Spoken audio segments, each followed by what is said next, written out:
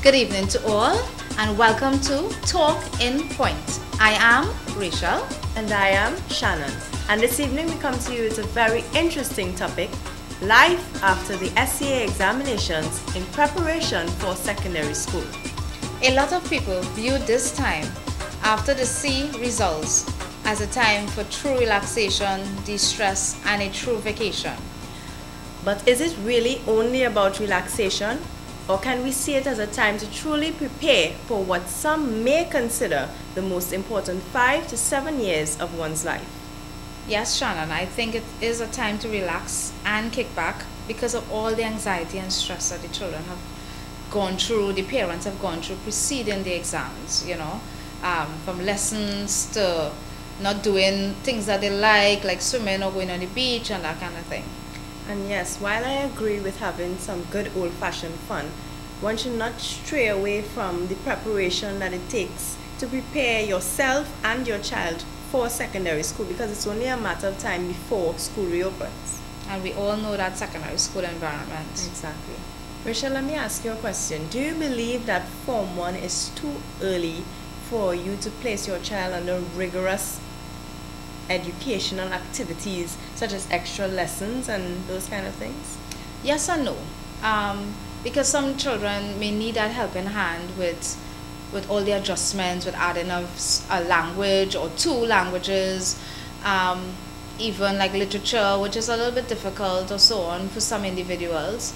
And no, because some children tend to adapt a little bit better to it. Some may just need a little more time to deal with the adjustments and so on. And while I agree that some children adapt faster than others, I believe that, primary school and secondary school is two different set of workloads, right? And I believe that a child should be given the opportunity to explore the different subjects that they are faced with and adapt on their own.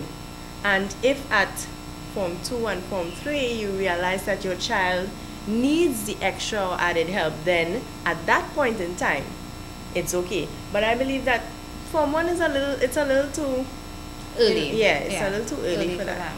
And what do you think about extracurricular activities? Because I have always believed in a well-rounded individual where you get involved in chess clubs or debate teams, sporting activities, and so on. What's your take on that? Well, some people might argue with you and say that extracurricular activities can tend to be a distraction.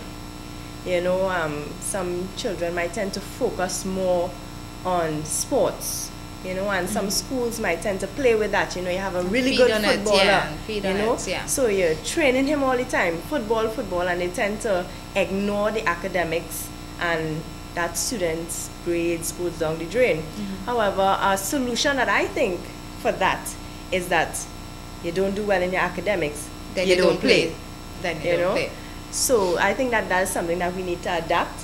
Yes, you can be in sports, yes, you can be in other clubs, and you mentioned debate clubs and chess clubs. These clubs really work for you later on, like when it's time for you to write your resume and you see those employers. Yeah, because the debate teams help you to think on your feet faster. The chess clubs is more strategic thinking and so on. The employers see that you were involved in these things. It let them know that, okay, maybe this person is a team player, maybe they can work with groups, and things like that. So these things help, but it shouldn't take over from your academic life. Well, what happens, especially for like scholarship winners and so on who go on to colleges or abroad, they have to keep a certain average, otherwise they lose their scholarship. That's what I'm saying, that we should, not only at tertiary level, we should have that. Even in primary schools, we should have that, because you see it in primary school with cricketers, footballers, they tend to focus on the extracurricular and not enough, in my opinion, on the academics. Yeah. Well, we have other things that helps with making the individual more rounded. Like in my primary school experience, where if you came late, then your house would lose points. Yeah, they still have that. So that's good peer pressure, and it's not really something that will take away. It's more added pressure to get involved and improve on and keep a certain standard. Yeah, because in the school that I teach in, we have that. Yeah. And you find that some of the children are like, what you come late for? You know, fix Yeah, your clothes. yeah, Make sure you're looking neat, you'll that make is us good lose peer points. pressure. Yeah. That's the kind of good pressure we So want. I think that we need to push those things in schools, and we need to encourage it so that our children will be well-rounded, as you said. Yeah. But when it comes to well-rounded, while I am in total agreement of it, some of the teachers, as you're a teacher, would think that it will take away from their own trying to get the syllabus done, because the syllabus has so much of work, and they themselves have after school activities, whether they're married, they have children, they just want to have fun, just want to relax. Because a lot of the times in the debate teams and so on, teachers tend to be the ones there to coach the students and so on. Do you think that parents will be a great asset to coming into the school system and helping with those kind of things? Yes, I think that parent involvement in the lives of children, as far as school is concerned, is very, very important. We need more involvement with the parents, not just coming to a PTA meeting every other month, but you come and you take part. If you're a parent that is good in sports, you can come and teach the children. If you're good, like with the debate clubs, if you're good with that, you come and you pass on your knowledge. Even if you have to train a student in how to run something like that, so that they one day could take over. Yeah. While that's a good idea with the parents coming in, and that will be a helping hand for the teachers. Yes, it will be.